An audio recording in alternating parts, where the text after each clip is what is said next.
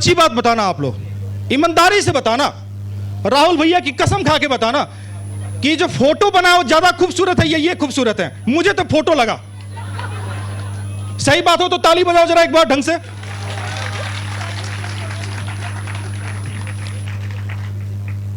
मैंने सोचा तो था किसी और कवि को बुलाऊं, पर यकीन माने ये जितने भी कवि हैं बड़े पैतरेबाज हैं।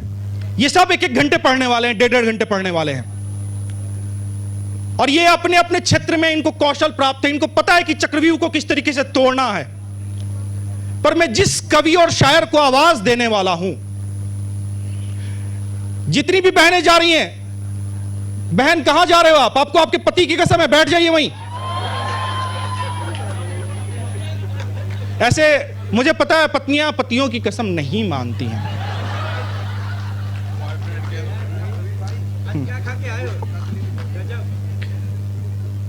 मैं जिस कवि को शायर को बुला रहा हूं वो राहुल शर्मा मेरा पसंदीदा शायर है। उसका तेवर बड़ा कमाल का है साहब। मुरादाबाद की 3 चीजें प्रसिद्ध हैं। एक मिनट अंजू जी, आप भी सुनिए अब यहां। मुरादाबाद की 3 चीजें प्रसिद्ध हैं। एक तो पीतल, दूसरा मैं, और तीसरा ये, चौथे ये हमारे कुलदीप भाई। बिरयानी तो बेटा आओगे तब पसंद आएगी ना, आना कभी खिलाएंगे, साथ लेकर आना, खिलाएंगे। हाँ देखिए, इनकी अगुवाई में मैं सिर्फ यही कहूंगा, जिगर मुरादाबादी जी का एक शेर है, आदमी आदमी से मिलता है। आदमी, आप भी बैठ जाइए सर, आप खड़े अच्छे नहीं लगते हो, पांव भारी हो जाएगा।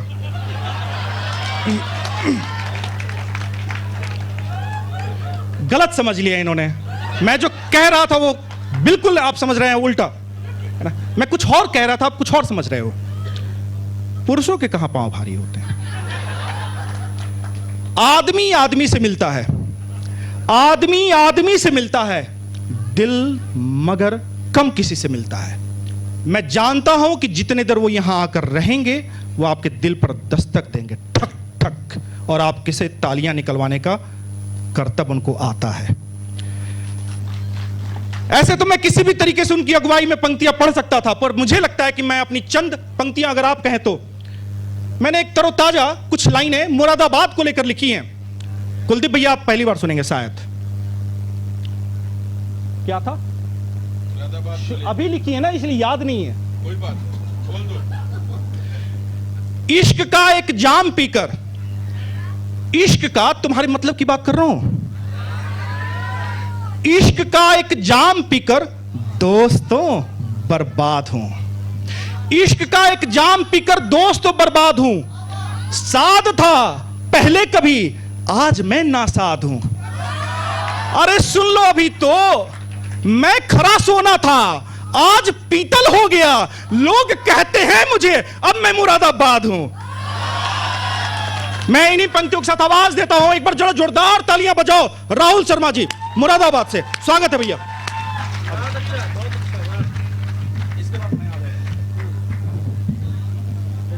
थैंक यू प्रवीण, धन्यवाद। बहुत अच्छा आप लोगों को देख के लग रहा है कि कविता के प्रति हमारी नई पीढ़ी में कितनी जागरूकता है। और मेरा यकीन मानिए कि जब तक हमारे मुल्क की ये नई पीढ़ी कविता को इस तरह से सुनती रहेगी, नफरतें इस मुल्क का कोई नुकसान नहीं कर सकती। शुरू मैं खुद वहीं लौट रहा हूँ, आप ही की उम्र में, बचपन में। तो आप लोगों के लिए, आपके उत्साह के लिए 4 पंक्तियां सीधे जी, कि हमेशा थोड़ा मेरे साथ जुड़ जाइए तो आपको सुनने में और ज्यादा मजा आएगा। कि हमेशा आप ही लोगों के लिए, आप ही की तारीफ में है ये, कि हमेशा पेश की जाएंगी जो ये वो नजीरें हैं।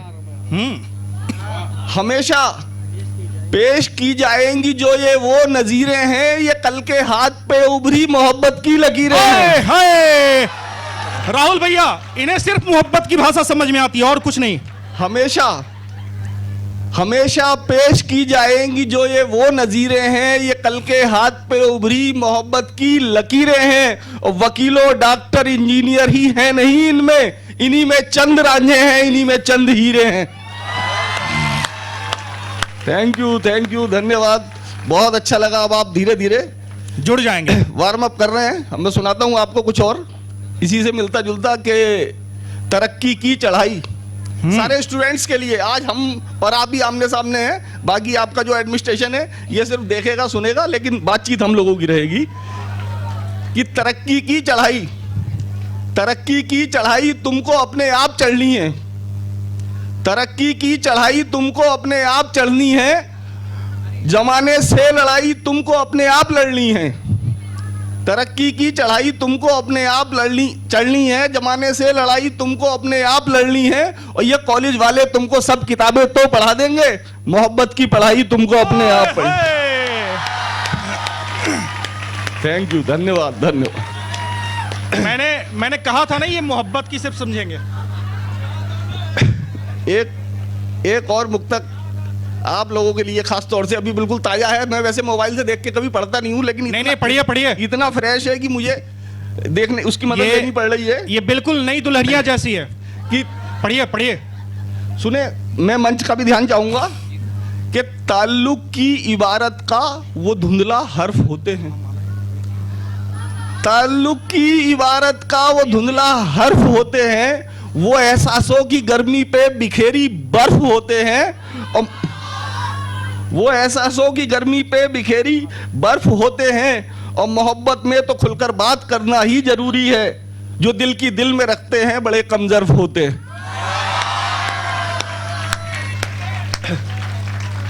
ये जिंदाबाद हो गया। ये तो दिल की दिल में ना रखिए, नौजवानों की महफिल है। एक खालिस कता सिर्फ नौजवान दोस्तों के लिए, बिल्कुल ध्यान से सुनिए। एक आबी के लिए लिखा गया है।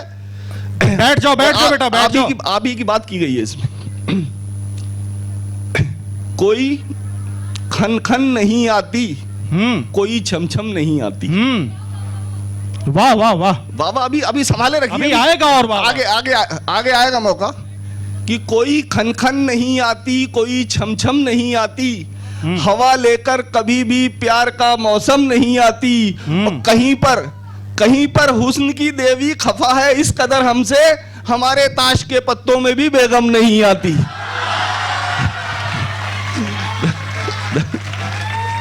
हमारे इनकी बेगम घर पर ही है बस। बहुत अच्छा आप लोग सुन रहे हैं, कितना अच्छा, बहुत शानदार भैया, बहुत शानदार। और सुनाता हूं आपको, देख के दिल कर रहा है कि लगातार सुनाते रहे। कहा कि वजन को आंक लेना तोलने से लाख बेहतर है। बहुत अच्छा। वजन को आंक लेना तोलने से लाख बेहतर है, कि मुट्ठी बंद रखना खोलने से लाख बेहतर है। और जरूरी तो नहीं हर प्रश्न का उत्तर दिया जाना, कभी चुप साध लेना बोलने से लाख बेहतर है। मंच पे मेरे बड़े बड़े हस्ताक्षर बैठे हैं जी, चंद पंक्तियां मैं इन्हें समर्पित करता हूं। स्वागत है। कहा कि अदब की जिम्मेदारी एक पल भी ले नहीं सकती, अदब की जिम्मेदारी एक पल भी ले नहीं सकती, तुम्हारी नाव को मझधार तक भी खे नहीं सकती। और कलमकारों, सियासत से बनाकर दूरियां रखना, ये तुमसे ले तो सकती है, तुम्हें कुछ दे नहीं सकती। जिंदाबाद। खैर, एक दो तीन शेर आप तक पहुंचाता हूं आप ही के मिजाज के।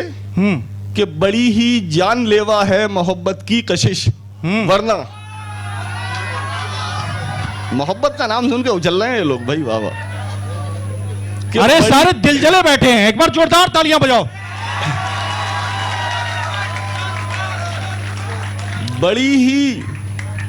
बड़ी ही जानलेवा है मोहब्बत की कशिश, वरना अरे यार पहले सुन तो लो पूरा।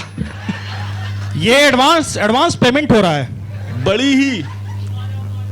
बड़ी ही जानलेवा है मोहब्बत की कशिश, वरना नदी बनकर समंदर तक कोई झरना नहीं आता। बड़ी ही जानलेवा है मोहब्बत की कशिश, वरना नदी बनकर समंदर तक कोई झरना नहीं आता। मैं ऐसी गांठ हूं जो धीरे धीरे धीरे खुलती है, तुम्हारी उंगलियों को सब्र ही करना नहीं आता।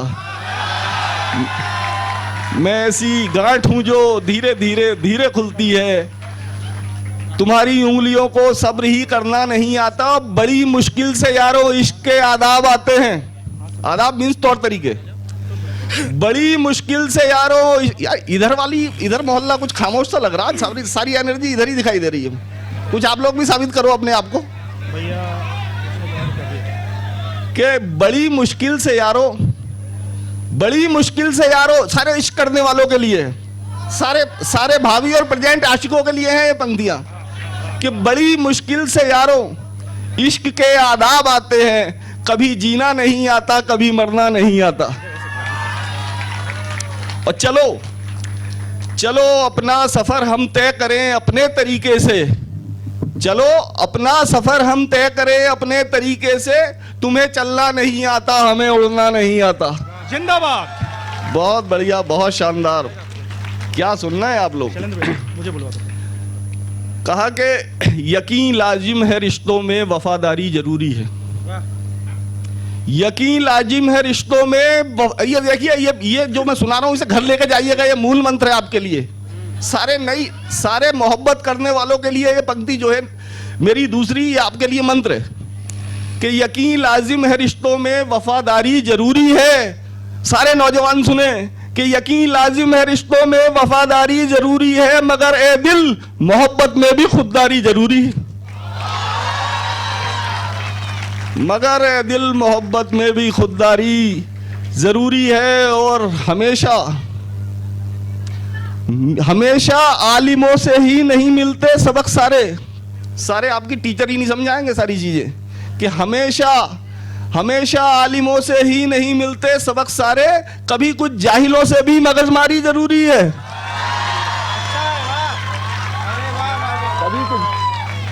कभी कुछ जाहिलों से भी मगजमारी जरूरी है। और मियाँ इस दौर में सादा बयानी झूठ जैसी है, मियाँ इस दौर में सादा बयानी झूठ जैसी है। भले सच बोलिए लेकिन अदाकारी जरूरी है, भले सच बोलिए लेकिन अदाकारी जरूरी है।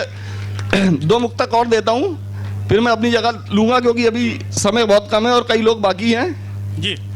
कहा कि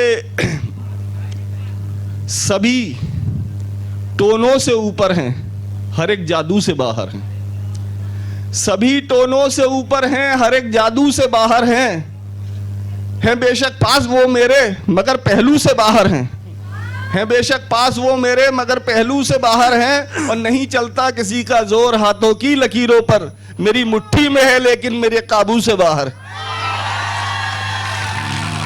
मेरी मुट्ठी में है लेकिन मेरे काबू से बाहर हैं। आपकी तालियां जो हैं ये मेरे इस शेर को सार्थक करने जा रही हैं जो मैं आपको सुना रहा हूं